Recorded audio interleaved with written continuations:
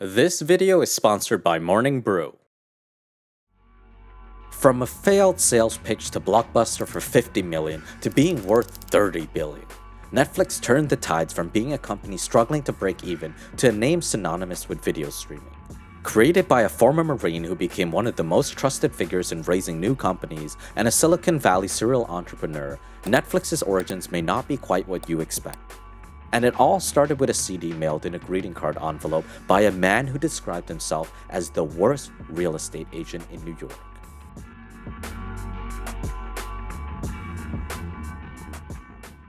Before we get into the next part of the story, our team would like to quickly thank our sponsor, Morning Brew, the hottest newsletter that keeps you up to date on the top business news from Wall Street to Silicon Valley daily. We used to spend countless hours researching stories about today's most successful companies. Needless to say, starting our day with Morning Brew made our jobs a lot easier. Along with free access to the top business news, Morning Brew allows you to learn more about the most interesting insights, facts, and trends within 5 minutes. One thing we learned this week is that 16-year-old dropout turned billionaire Richard Branson will be taking Virgin Orbit public, a spin-off of Virgin Galactic that will send satellites instead of people to space. The space industry is said to be worth more than $1 trillion by 2040, and the satellite internet sector will make up at least 50% of the market. Click the link in the description below to subscribe to Morning Brew today. There is no reason not to subscribe if you're interested in business, finance, or tech. It's completely free and takes less than 15 seconds to subscribe.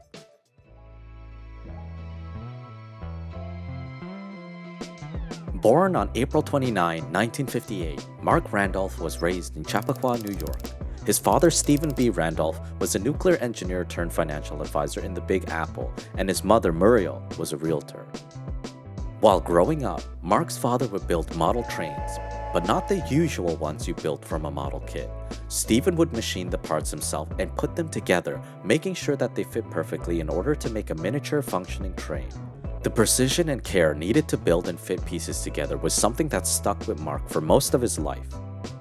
Mark's career began with a degree in geology from Hamilton College, where he had also led 30-day wilderness trips for a group called the National Outdoor Leadership School, or NALS for short. After graduating, he started working for his mother. Unsuccessfully by his own account, he described himself at the time as the worst real estate agent in New York. Mark worked his way up to being the executive assistant to the CEO of sheet music company Cherry Lane. It was there that he got his first experience with mail orders when he was given the opportunity to run their mail order division, selling catalogs of sheet music. But his true calling was in starting his own businesses. Ironically, it was the loss of one such business that introduced him to the other man who brought Netflix to life. One of Mark's endeavors, a quality assurance company named Integrity QA, was acquired after 9 months by Pure Software in 1996. Pure was a company that produced troubleshooting software for other companies, and its CEO was a former Marine named Reed Hastings, who had also joined the Peace Corps, teaching math in what was at the time Swaziland. Reed and Mark happened to live in the same town, and the two began carpooling together. Then, less than a year after acquiring Integrity QA, Pure Software was also bought out, and the two learned that their positions would become redundant in the resulting merger. As the grace period went on and the expiration date on their positions approached, the two would use their time carpooling to brainstorm ideas about what business Mark would start up, with Reed serving as an investor while he went back to school. During these carpools, Mark pitched a wide array of ideas. All that he knew was that he wanted to do something involving online commerce and came up with the ideas such as personalized shampoo, customized baseball bats, custom surfboards, personalized shampoo, personalized dog food, VHS rental by mail, and finally, personalized shampoo, an idea he felt very strongly about. But it was the emerging DVD technology that led him to finally land on video rental by mail. Where VHS tapes were too bulky and expensive to ship by mail, the brand new DVDs were no bigger than a CD. To make a point, Mark picked up a used CD and a greeting card, slapped a stamp on, and mailed the disc to Reed. If it arrived intact, they had a winner. The next day, Reed called. The disc had arrived and it worked. There was more to it than DVDs being easy to mail. Mark Randolph would later write, You want a big enough category that, if you're successful, you have enough room to run. You want a disruptible environment. When it came to video rental, there was only really one competitor, Blockbuster. At the time, Blockbuster was the rental store for most people. It was a physical store you went to with over 2,800 locations around the world. You would go in, rent a movie for however many days, and if you didn't bring it back in time, you had to pay a late fee, kind of like a library. And at the time, Blockbuster hadn't adopted the new DVD format. If Netflix could get in at the ground floor, they would end up on top of the technology cycle. Reed and Mark needed $2 million to get started. As their angel investor, Reed provided $1.9 million, but that was $100,000 short of their goal. To cover the rest, Mark had to approach investors. But asking for money was a skill Mark had developed well. The wilderness program he had been a leader in, Knowles, was all about taking kids from inner city areas out on camping trips. To ensure that leaders understood how out of place the kids were, they were left with no wallet and no resources in a strange city and told to survive for 3 days. Compared to begging for enough money to buy a meal and surviving off scraps from the food court, asking investors for $25,000 each was nothing. Though, some asks were harder than others. Alexander Balkansky, owner of the digital video company C-Cube Microsystems and a major player in DVD technology, turned Reed and Mark away, saying, "This is shit." Balkansky believed that within 5 years, downloading or streaming movies would be the future, so he asked the two, "Why should I invest in a company that won't be around 5 years from now?" One of Mark's investors was a personal friend and mentor, Steve Kahn. Mark took him for lunch before asking for $25,000. At that moment, Kahn's expression changed. It was the face of "there's no right answer," Mark recalled in his book That Will Never Work. If he said no, he'd look cheap and it would become clear he didn't believe in the idea. If he said yes, he was out $25K, and it wouldn't be because of the idea itself. It would be because his friend had asked him. Kahn said yes, but later told Mark he had thought, "Well, that's $25,000 I'll never see again." Mark's last investor was one he knew would say yes, no matter how awkward the pitch was. His mother. The call was polite, and in the end, Mark's mother agreed to give him the last $25,000 he needed. The money was raised, and now Netflix could begin. Netflix was founded in 1997 out of Scotts Valley, California, though at the time it wasn't called Netflix. The working name for the company was Kibble, specifically because it was a name that was so bad that no one would want to use and to give themselves pressure to come up with a proper name before launch. Netflix's first office was formerly a bank with money green carpets, a large open workspace, a few offices with a scenic view of the Wendy's across the street, and little professional furniture. At the time, Mark only had a budget of $1,000 to renovate. Desks were folding tables, and the bank's vault served as the DVD warehouse, which contained at least one copy of every DVD available. In fact, it was one of Netflix's selling points. In these early days, Mark was the company's CEO, and everything had to be done by scratch. There were no web hosting services or website building software, so the Netflix team had to draw the design of their website out by hand on paper. Designs that would be handed over to their programmers to build. Their original server used to host the service was made from desktops bought at a local computer store. The back-end systems that handled payment and shipping details also had to be programmed from the ground up. Leading up to launch, one of their staff members joined DVD web forums and became popular amongst the users. They called this Black Ops, and as launch approached, he started to shill their service. Launch day came on April 14, 1998, and the site went up. A bell rang for each transaction recorded. They got 15 minutes before the unexpected number of users crashed their servers, and throughout the day, the team had to keep sending employees to buy more desktops to add to their server farm. For more inspiring stories that will have you hooked, don't forget to subscribe to our channel.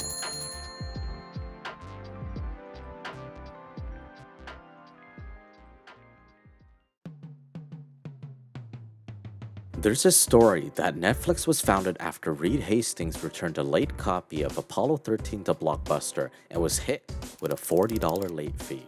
It's a nice story, but it didn't really happen. In fact, In the early days, Netflix charged late fees too. At launch, Netflix had a simple business strategy. It was just a movie rental store, but online. Log into the website, rent your movies, get them in the mail, and send them back with the included return envelope. Or you can pay the replacement fee and buy the movies to keep them. In fact, sales made up most of Netflix's profits in the early days. But to get the word out about their services, Netflix wasn't just relying on their Black Ops division.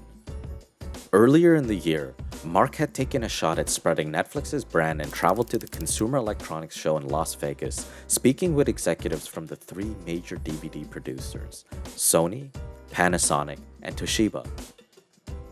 Mark pitched them a deal. The manufacturers would provide them with access to DVD player owners, and Netflix would alleviate the fears of new buyers that they wouldn't have anything to watch since DVDs hadn't been readily adopted yet. Mark planted the seeds of a deal by offering to include 3 coupons for a free rental in the box of each DVD player. In May 1998, a month after launch, those seeds were paying off. Toshiba had taken Mark up on the deal, looking to get an edge over their competitors. Looking back on the deal in his book, Mark wrote, "It was a win-win. We got direct access to DVD player owners, and Toshiba solved its biggest problem, convincing reluctant buyers that they'd actually be able to find something to play on their new machine." In another month, Mark and Reed got a phone call inviting them to Seattle. Jeff Bezos wanted to talk. At the time, Netflix made about 3% of its income from video rentals, with DVD sales proving to be far more profitable. Amazon wanted to buy out the company for probably something between $14 million and $16 million. If they refused, it would be clear that Netflix would have to fight Amazon for the online DVD sales market, a fight they couldn't possibly win. That was assuming they even tried to fight for DVD sales. While Mark was interested in selling the company, Reed saw something bigger in store for Netflix. So they decided to shut down their DVD sales and focus on making the rental side profitable. But they had at least one more movie to sell. In September, Netflix had an opportunity to create the first Netflix original. One of their employees, a former video store owner named Mitch Lowe, had connections to a company that could burn DVDs more quickly and efficiently. Netflix decided to use this connection to create DVDs of an ongoing political scandal. At the time, then-President Bill Clinton was testifying before a grand jury in the culmination of a 4-year investigation and a prelude to his impeachment. Netflix took the unedited footage of the Clinton grand jury testimony and sold them through the service. Netflix sold the first 2,000 copies for $9.95 before dropping the price to 2 cents, refunding anyone who bought it for the higher price and encouraging everyone to share their 2 cents on the matter. Little did anyone know, this would lead to Netflix's first controversy. The process of getting the DVDs made had been hectic. Lowe hadn't slept in 72 hours while trying to get everything sorted, and the DVDs were taken straight from the encoder to Netflix's office, then sent out without labels. Unfortunately, not all of them were the correct disc. When Lowe grabbed the DVD spindles, most of them had been correct, but one contained something more saucy. Netflix's Black Ops noticed it first on the DVD forums. Mark was soon taken aside and told, "Hey, there's some funny comments that have been running across the board this weekend." The other DVDs contain adult films. When Mark learned of the mix-up, Netflix released a statement, apologized, offered to take back the incorrectly shipped DVDs. Strangely, no one took them up on the offer. Despite the mix-up, the PR stunt still worked, and according to Vice, some 5,000 users signed up to Netflix as a result.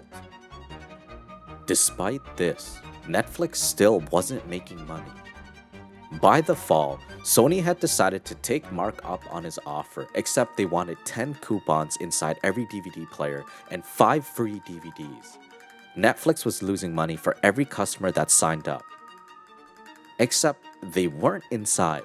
Sony's coupons were placed on the outside of the box, and despite needing a unique serial number to use the free rental coupons, that information was easily accessible on the outside of the box, leading Netflix to find users who were either buying a lot of DVD players or were scamming their way into free rentals. Reed and Mark had always been brutally honest with each other, and now that Reed was growing concerned at the direction of the company, Mark found himself as the target of that honesty. Reed came to his office one evening and dropped the bomb. "Mark, I've been thinking a lot about the future, and I'm worried." Reed presented his laptop to Mark. On it was a PowerPoint presentation that began with Mark's achievements in Netflix before moving on to issues. Mark was not amused. "You're concerned about where we're going, and you're going to lay it for me in PowerPoint? There is no way I'm sitting here while you pitch me on why I suck." Reed closed the laptop, assured Mark he wasn't saying why he sucked, then continued the discussion with another bomb.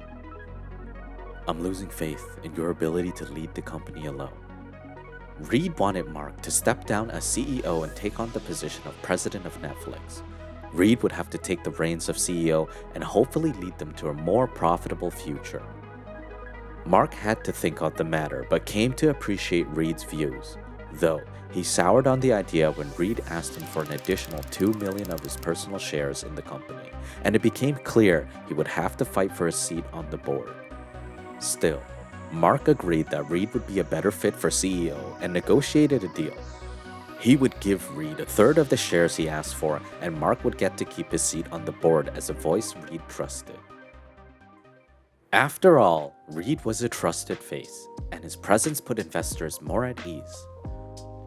Now, they had a new issue. They were outgrowing their office with their bank vault warehouse, and attracting talent out to Scotts Valley was a difficult task. The solution to this issue was found at a corporate campus in Los Gatos in March of 1999. Netflix was changing, old faces were starting to leave, and Reed was now leading the company, managing back-end matters like finances, operations, and engineering. But Mark's role hadn't changed much, managing customer relations, marketing, PR, and their deals with DVD manufacturers. Unfortunately, one other thing hadn't changed. No one wanted to rent still. Mark believed the issue was how their rental program relied on movie renters being organized and prepared. They targeted people who knew what they wanted to watch days before making their order, not the kind of people who watch movies on a whim, not the kind of people that would go to a rental store and decide what they wanted there, or as Mark believed, not the kind of people who actually existed. They needed to figure out a way to make video rental service work, and the solution didn't come from an overdue copy of Apollo 13. It came in the form of a solution to another issue: storage. At first, having a library of every DVD available was fine. However, as time went on, the sheer volume of titles was becoming too much. But what if they didn't have to keep everything at the warehouse? What if their customers held onto the DVDs instead? Mark came up with 3 experiments that could turn the tides on Netflix's fortune. 1. A monthly subscription allowing customers to rent as many movies as they wanted for a flat fee. 2. The home rental library so that customers could watch multiple movies for as long as they wanted. 3. And serialized delivery, meaning that whenever a DVD was sent back, the next movie on a customer's queue would automatically be shipped out to them. But when Reed heard it, he immediately had an issue. They didn't have the time to test all 3 individually. "That's why you should just test everything at once," Reed said. The experiment proved so successful that by February 2000, there were no individual rentals, only the new subscription service. But just as they solved one issue, another appeared, one that destroyed an entire industry. The dot-com bubble burst.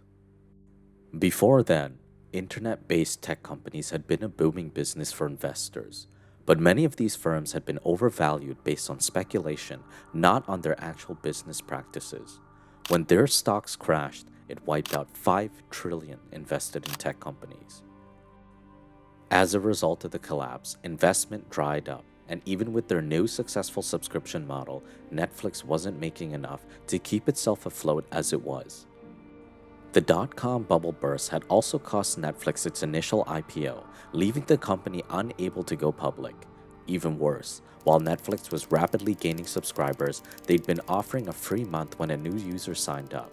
This meant that they were paying out more in postage every month than they were getting in, as the new users outnumbered existing subscribers. It was time to sell. Netflix reached out to the rivals at Blockbuster about selling the company.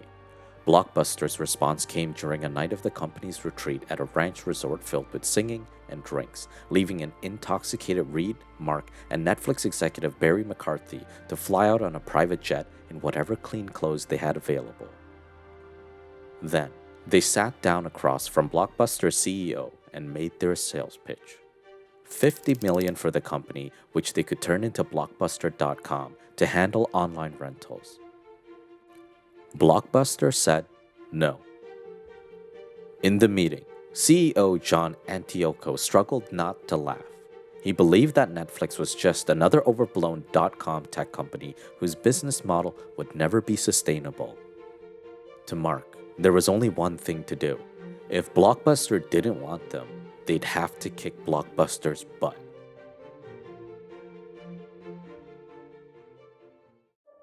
Tough decisions needed to be made. In 2001, Netflix needed to stay afloat, and with their current staff, they needed 2 million monthly subscribers.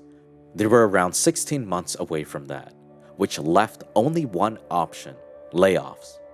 The layoffs occurred in September. The entire staff was taken outside and told what would happen. The layoffs lasted throughout the day. By the end of the day, a third of Netflix's staff were gone. While layoffs usually break morale for a company, they had had an odd effect on Netflix. According to Mark, they strengthened Netflix by making the staff more creative and more decisive. In his words, "While we certainly had to lay off some very talented individuals, we'd been left with only superstar players. With superstar players doing all of the work, it was no wonder that our quality of work was very high." Throughout 2000, Netflix had been experimenting with their formula.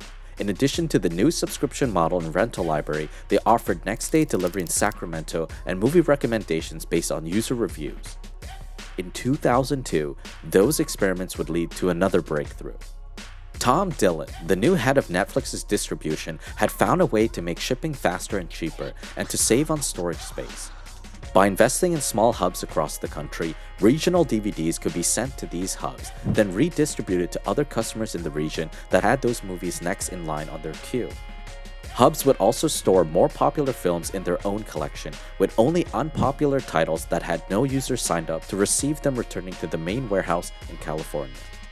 But even as Netflix was improving its distribution, Reed was already looking to the future.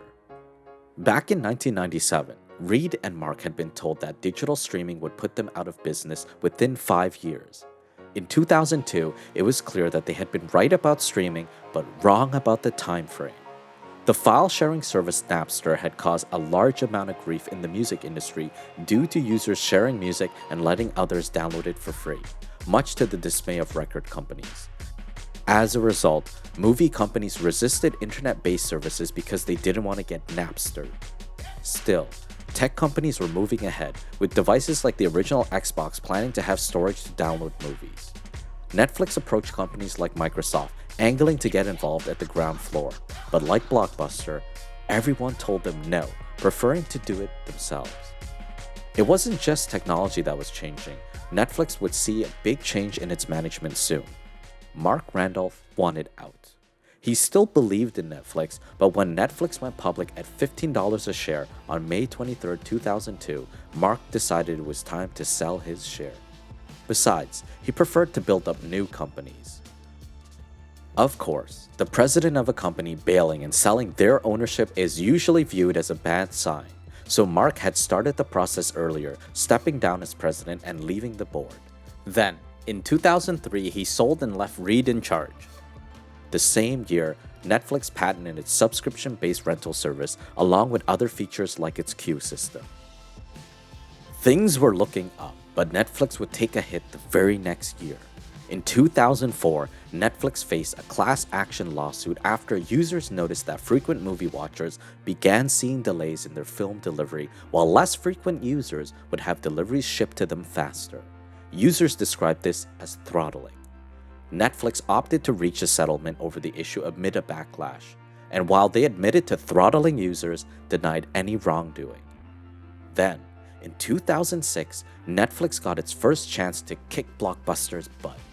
The rental store giant had opened its own online service, and Netflix believed that Blockbuster had infringed on its patents over a subscription-based rental service and queue system. Netflix spokesman Steve Swazi went so far as to say, Blockbuster has been willfully and deliberately copying Netflix's business methods. Blockbuster chose to settle with Netflix out of court in 2007 and stopped working on the changes to their online service. 2007 was also a year that would mark the growth of Netflix into what it is now. In 1997, Netflix had been first told that streaming would wipe out their market. In 1999, Reed was convinced that moving streaming was the future, that at some point the price of postage would rise, the internet would become more accessible, and the cost of streaming would fall to a point where it became the natural way to watch your favorite movies. When those lines crossed, then Netflix could move in. And in 2007, those lines crossed. At first, Netflix only offered a limited number of titles that could be streamed by computer. Reed's plan was to slowly move their movie renters over. At the time, Netflix's stock dropped, with some believing the company would soon die, with one article from the New York Times stating, Wikipedia, the online encyclopedia, lists more than 6 personalities whose obituaries were published prematurely. Someone may want to add Netflix to that list. Only 1 year later, Netflix and Microsoft finally managed to land a deal. In 2008, Netflix came to the Xbox 360, and it's only gotten bigger since. Part of this success was thanks to Netflix investing in original content exclusive to its platform. Award-winning shows like Stranger Things, BoJack Horseman, and Orange is the New Black, as well as hit children's cartoons like She-Ra and The Princesses of Power. After all, you don't need to negotiate licenses for shows that you own. Today, Netflix is a multi-billion-dollar streaming service that has taken the world by storm, whether it be through the term Netflix and chill or through the hours upon hours of watching their original shows. Reed Hastings remains one of its 2 co-CEOs, now serving alongside Ted Sarandos. Netflix's battle with Blockbuster ended decisively in 2010, the year when Blockbuster shut its doors for good and declared bankruptcy. In the end, Netflix achieved their goal and proved everyone who doubted them wrong. Now, Netflix is competing with another company that once sought to buy them out, as Amazon has entered the streaming market. What does the future hold for Netflix? Well, for its dedicated customers, we can guarantee one thing: more original programming. But if you want to have a taste of the old Netflix experience, you can still find their old rental service at dvd.com. This is the story of how a former Marine and the worst realtor in New York changed the way you watch movies forever. For more inspiring stories and advice from today's most successful leaders, don't forget to subscribe to our channel.